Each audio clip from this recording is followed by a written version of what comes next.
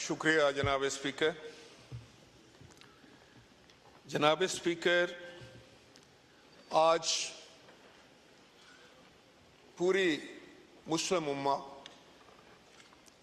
पाकिस्तान का हर शहरी, हर मकातबे फ़िक्र से तल्लुक़ रखने वाला, हर सियासी हमदर्दी रखने वाला किसी भी सियासी जमात से, खाए आज वो इस ईमान में है या पाकिस्तान में किसी जगह है या दुनिया में किसी जगह है, बल्कि इससे भी बढ़कर मैं ये कहूँगा कि हर वो शख्स जो इंसानियत पर यकीन रखता है, जो इंसानियत की कदरों पर यकीन रखता है, जो इंसानी हकूक़ पर यकीन रखता है, आज उसका दिल दुखी है। और ये काफ़ी अरसे से, जब से वजूद में आया, फ़लस्तीनियों के लिए ज़िंदगी तंग करके रख दी गई, उन पर जुल्म के वो पहाड़ तोड़े गए, उन पर इतने जुल्म हुए कि जिसकी मिसाल शायद तारीख़ में ढूंढनी इतनी आसान ना हो। जनाब स्पीकर,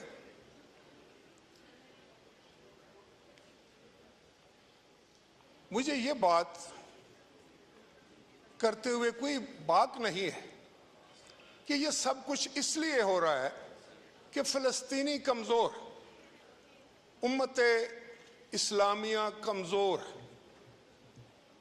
इसराइल ताकतवर है और उसके हवारी बहुत ही ताकतवर। उसके पीछे जो लोग खड़े हैं, जो ममालिक खड़े हैं, वैसे तो इंसानी हकूक़ की बात करते वो थकते नहीं।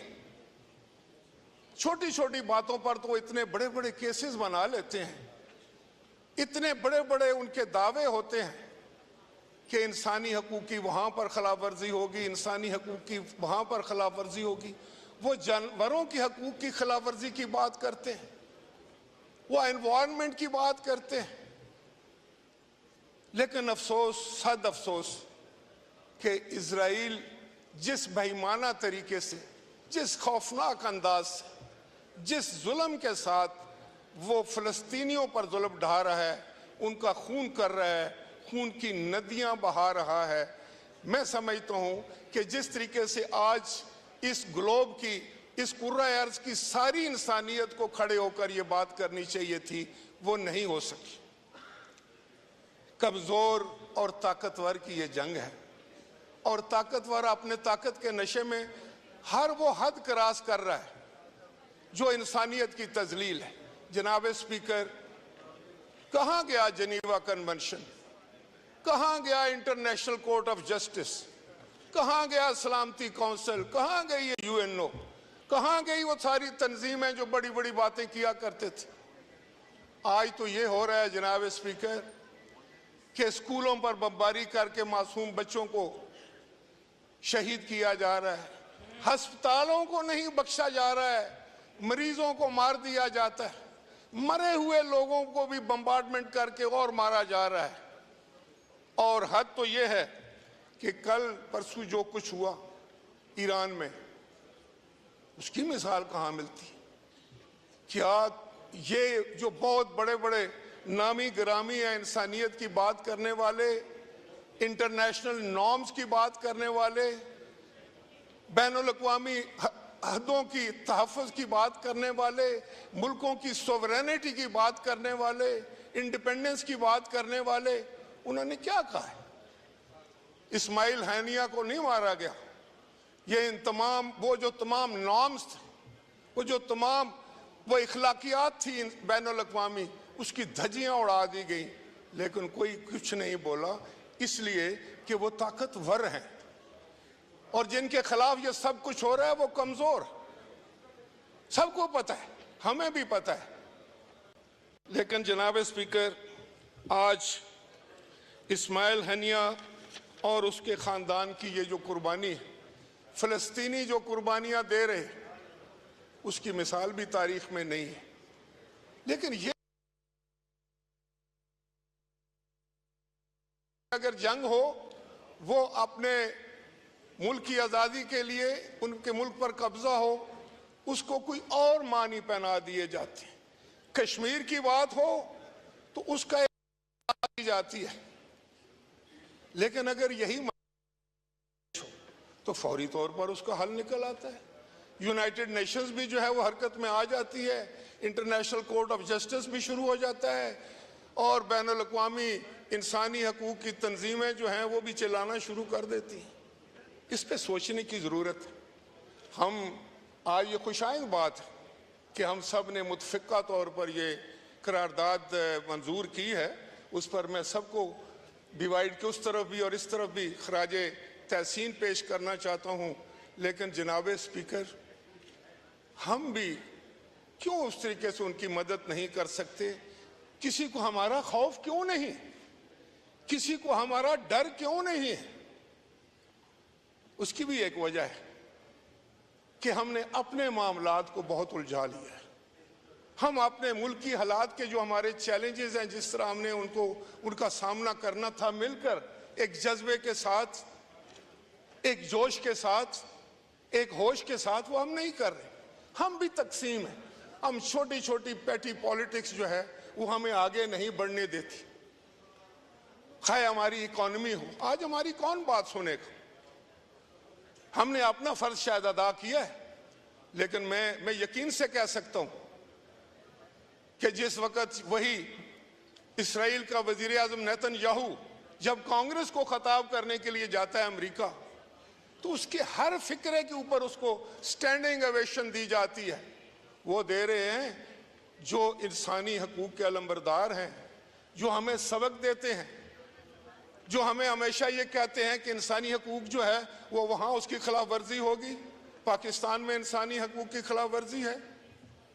तो ये कौन सी, ये कहाँ की इंसानी हकूक़ की अलंबरदारी है कि एक तरफ तो खून बहाया जा रहा हो और वो खड़े होकर कहता है कि जो कुछ मैंने किया है मैंने ठीक किया है, इससे ज्यादा भी करना पड़ा तो मैं करूंगा, मुझे कोई नहीं रोक सकता।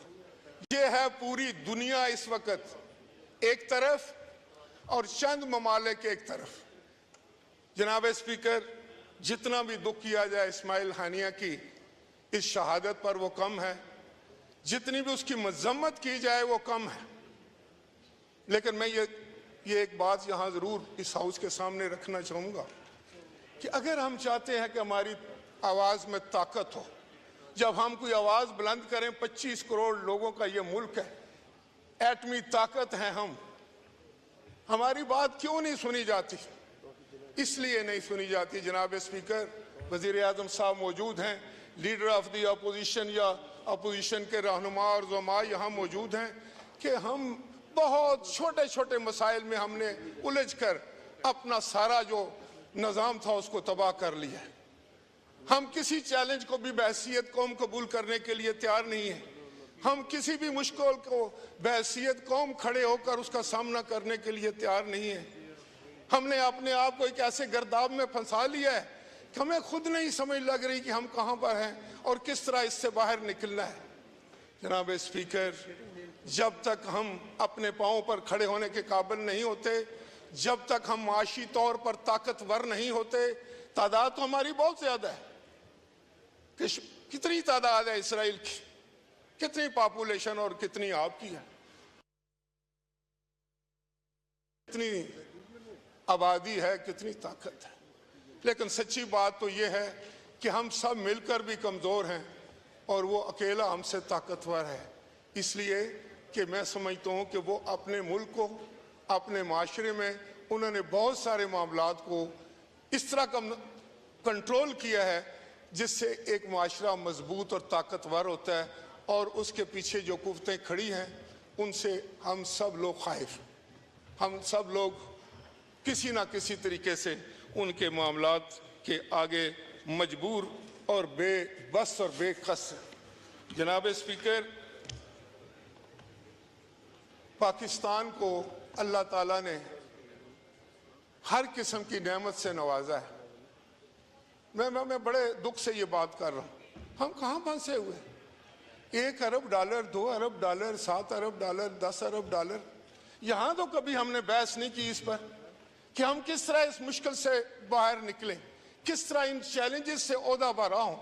बड़े बड़े काबिल लोग जो हैं वो अपोजिशन में भी बैठे हुए हैं, बड़े बड़े अच्छे कानूनदान बैठे हुए हैं, बड़े बड़े अच्छे सियासतदान बैठे हुए हैं, बड़े बड़े अच्छे, मैं समझता हूं कि हम सब लोग पाकिस्तान से मोहब्बत करने वाले लोग हैं। यहाँ एक मेंबर भी ऐसा नहीं है, ना हाउस के अंदर ना गैलरी में बैठे हुए लोगों में से, जो पाकिस्तान से टूटकर मोहब्बत ना करता हो, जो पाकिस्तान से इश्क ना करता हो। लेकिन उसके बावजूद क्या है, हमने एक दूसरे का चेहरा खराशें डाल डाल कर खराब कर दिया, हमने एक दूसरे का चेहरा बगाड़ कर रख दिया, हमने बहसियत कौम अपने आप को तकसीम कर लिया, तकसीम दर तकसीम, कभी मजहब के नाम पर, कभी माशरे के नाम पर, कभी ज़बान के नाम पर, कभी इलाकाई तकसीम कर करके हमने छोड़ा क्या। खुदा के लिए ये करारदादें बहुत अच्छी बात है, लेकिन इनमें ताकत जब आएगी जब पाकिस्तान में हम आंगी होगी, यकसुई होगी, आप एक दूसरे का हाथ पकड़ेंगे, जब लोगों को, पूरी दुनिया को पता चलेगा कि ये 25 करोड़ लोग एक हैं, ये एक एटमी ताकत है। फिर जब आप इसराइल को कहेंगे कि खबरदार, कल अगर तुमने यहाँ पर बम्बार्डमेंट की, कल अगर तुमने फिलिस्तीनियों का खून बहाया तो हम इसका बदला लेंगे, तो वो सुनेगा ये बात? आज नहीं सुनेगा। तो आए सबसे पहले हम अपने घर को ठीक करें, आए हम अपने घर को ठीक करें, और खुदा के लिए कोई डायलॉग ओपन कर लो। अब भी जनाब वजीर आजम, मैं आपसे गुजारिश करूं, you are at the helm of the affair, आए कोई डायलॉग ओपन करें, अपने मुल्क को भी बचाएं और मिल्लत इस्लामिया के लिए भी ताकत बनने की कोशिश करें। तो ये उसी वक्त होगा जब हम एक दूसरे का हाथ पकड़ें, सियासत करें, जरूर सियासत करें। आपका अगर कोई बंदा गिरफ्तार है, उसकी बात करें, उसको गिरफ्तार ना होने की, उसको आज़ाद होने की बात करें, लेकिन पाकिस्तान के लिए एक हो जाएं। और यहाँ बैठकर जो आप बात करें वो हम आगे की करें, और जो हमें दरपेश मुश्किलात हैं, आपको भी पता है जनाब, हमें भी पता है, उन पर भी तो बात की जाए।